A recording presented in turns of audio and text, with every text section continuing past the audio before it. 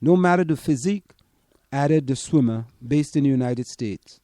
Atkinson 100 meters woman breaststroke win in Quito last December came in a time of 1 minute 02.36 seconds and tied the world record of Lithuania's Ruta Maklutit, which the teenager set in 2013. In the process, Atkinson became the first black woman to hold a world swimming title. Even before then, she had the privilege of being one of the esteemed few black sportspersons in the sport, a position she uses to inspire others of similar skin hue. United States, Colin Jones. Colin Jones, he actually grew up right here in Irvington, New Jersey. Another black male U.S. swimmer. Mm-hmm. A gold medalist in the freestyle 100-meter relay in 2008 Beijing Olympic Games, has been making a push for encouraging more blacks to learn to swim. All right. Now, this is, not a stereotypic thing. There's a number of articles here about this. This one is dated, 2010. It's coming out of BBC because it's the only one that would open at the time. But why don't black Americans swim? So let me tell you some things here. When 15-year-old DeKendricks Warner accidentally stepped into water deeper while wading in the Red River in Shreveport, Louisiana, he panicked. Jatavius Warner, Takethia Warner, Jamarcus Warner, Latrell Stewart, Latevin Stewart. All black people. All black folks. Ladarius Stewart. All black folks. You could tell. Rushed to help him and each other. None of them could swim, and all 6 drowned. Kendricks was rescued by a passerby. Maud Warner, the mother of these 3 victims, and the other adults present also couldn't swim. The U.S. has almost 3,500 accidental drownings every year, almost 10 a day. But according to the United States Centers for Disease Control and Prevention, the fatal drowning rate of African American children aged 5 to 14 is 3 times that of white children. A recent study sponsored by USA Swimming uncovered equally stark statistics. Just under 70% of African American children surveyed said they had no or low ability to swim. Low ability merely meant that they were able to splash around in the shallow end. A further 12% said they could swim but had taught themselves. The study found that 58% of Hispanic children had no or low swimming ability, and for white children, the figure was 42%. It is an epidemic that is going unnoticed, said Sue Anderson, Director of Programs and Services at USA Swimming. The swimming body would be like all children to be taught to swim. The parents' responsibility. We would like it to be like seat belts and bicycle helmets, said Ms. Anderson. But the situation in the U.S. can be largely or hugely even within a single state. Unlike the U.K., where learning to swim is enshrined in the national curriculum, except in Scotland, the ultimate responsibility of the U.S. also often lies with the parents. I would love to make it a rule that they have in the U.K., said Cullen Jones, a gold medalist in a freestyle 10-meter relay in Beijing. It isn't a requirement. It isn't a priority in the United States. Jones's mother took him to swimming lessons after he nearly drowned at a theme park by age 5. By 8, he was swimming competitively. The Make a Splash campaign is targeting all non-swimmers and their parents, but there is a particular focus on ethnic minority families. Fear factor. Many black parents are not teaching their children to swim. Some might assume the fundamental reasons would be lack of money for swimming lessons or living in areas where there are no pools, but the reality is more complex. Fear of drowning or fear of injury was really the major variable, said Professor Carol Irwin, a sociologist from the University of Memphis. Typically, those children who could not swim also had parents who could not swim. Parents who don't know how to swim are likely to pass on not knowing how to swim to their children. In focus groups for study, Professor Irwin said many black parents could not swim. Events sentiments like, my children are never going to learn how to swim because I'm scared they would drown. The parents' very fear of their children drowning was making that fate more likely. The major reason behind the problem could lie in the era of segregation, says Professor Jeff Weiss, author of Contested Waters, Social History of Swimming Pools in America. The history of discrimination has contributed to drowning and swimming rates. In his work, he identified 2 periods of a boom in swimming rates in the 20s and 30s when recreational pools were popular, and the 50s and 60s when the idea of swimming as a sport took off. Black Americans were largely and systematically denied access to the pool. Swimming has never been a part of the African American recreational culture. There's the article goes on, but I'm going to cite some of these statistics that are here. USA Swimming University of Memphis study. 68.9% of African American children with no or low ability to swim. The study quizzed 2,000 children and parents in 6 cities. Centers for Disease Control recorded 3,443 fatal accident drownings in 2007. Drowning is the second greatest cause of accidental death in children under 14. And African Americans, or their children rather, aged 5 to 14, are 3.1 times more likely to drown. So this is something, again, someone, one of the members of the Get Out Foundation, Ms. Mtume, is really concerned about African American children learning how to swim.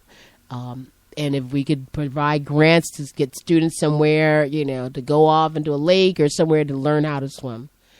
Did you take your kids to any swimming lessons? Yeah, they can swim. And I took mine too. Yeah. But it's. But I think people saying that because the parents don't swim, they don't take their kids swimming. I think that's overrated. I don't think it's overrated because children pretty much follow whatever their parents do, for the good or the bad of it. The apple doesn't fall far from the tree.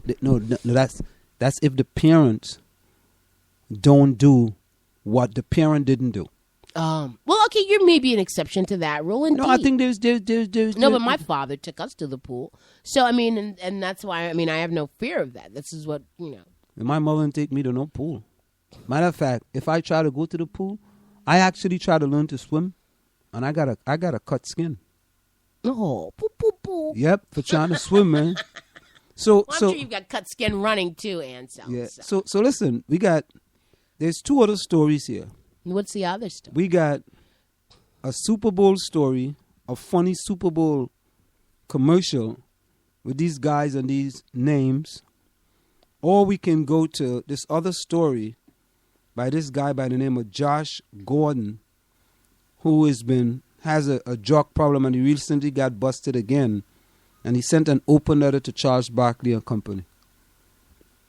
So you can take a pick. Which one do you think you want to hear? You want to hear the Super Bowl special with these guys with these funny names? Or you want funny names? Yeah. They make up these names. It's pretty funny. If you find that funny, I'd rather have you, laughing than trying to get all. No, but like you could look at it right there. That's a guy. All right, let's quickly play it. This is a guy. This is a Super Bowl commercial. Soon the Super Bowl they have all these commercials. Right. And they have the best commercials ever. You think so? Yeah, absolutely. So this is supposed to be.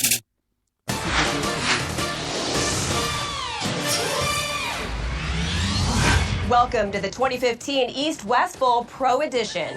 Of all the All-Star games in professional sports, this one is sure to be the most extravagant. That's right. These players were selected by the fans, too. And when it comes to flair, these characters are the creme de la creme.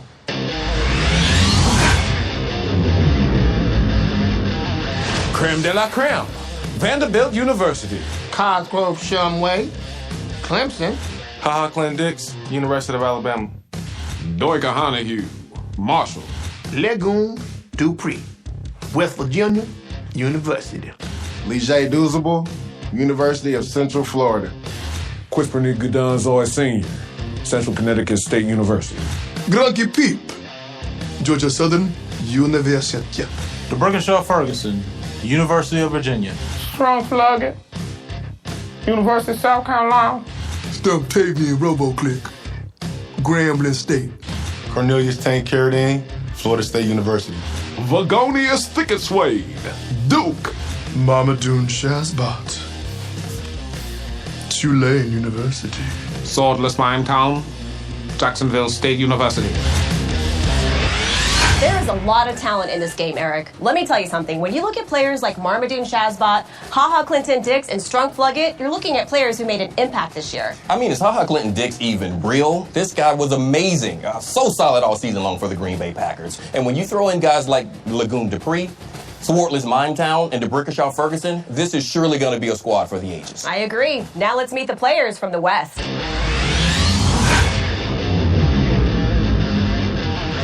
Prince Amukamara, University of Nebraska. JR, Juniors. Junior, Texas Christian University. Bo Dodos, University of Oregon. Fozzie Whitaker, the University of Texas. Myriad, Profiteroles, Utah. Buster's Browns, Illinois State. Turn down Cupcake, Yanni. Realize man, University of Washington. Ishmael Kitchen, Kent State University. Take it to the limit. College of the Canyons. Snarfman's Plots, East Los Angeles College. Frosty Rucker, University of Southern California.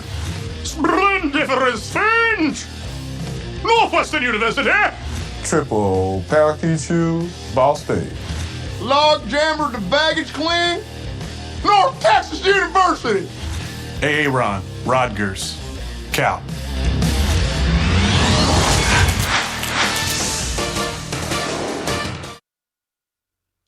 And there you have it. Super Bowl special. Now, what was so tickling about that to you? You see, because if you knew about, I'm trying to expand the horizon here. Please, my horizons are dying for expansion. If you knew anything about football, some of the names that were called out are funny names. They made up those names. You understand? And then they had on these outfits. You see the guy with all the gold too, and he's talking. It's pretty funny, but I'm just trying to expand the horizon. That's all. If you get it, you get it. If you don't, no. Because I could see some people finding that to be offensive. I could see some people finding that offensive. The last time there was a Super Bowl commercial about Jamaica, about a white guy going into an elevator and he's speaking a Jamaican accent, right? And I'm going to find that. I got to find that. And you see, and this goes back again. Finish the story before you tell me. Yeah. But this is part of the story. And this goes back again to other people deciding, right, what is racist and what is not racist, or what is good and what is not good, right?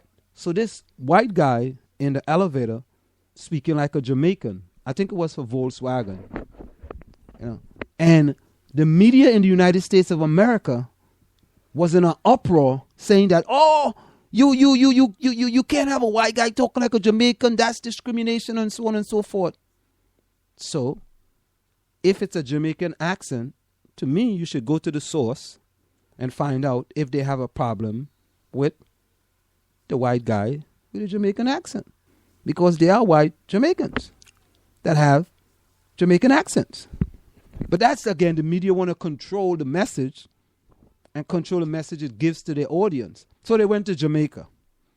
What do you think the Jamaican says? Hey, man, that is great. We like it. Play it more. We want more of that. I Selassie I, Rastafari. It killed it right there. Because then they went to Jamaica and people from the Caribbean, maybe we were laughing. Because it was funny. It was funny. Right? But they didn't find it was funny. Again, they want to control the message. Well, I don't know who the they is in this case. The media. No. The media. I could still see that some people would, well, let's talk about this for a minute. Hold on a second. Yeah. Mm-hmm. Go ahead. The controlling a message. So what did you think about this whole Je suis Charlie and these Muslims or these people coming in and shooting up? Before we go, let's...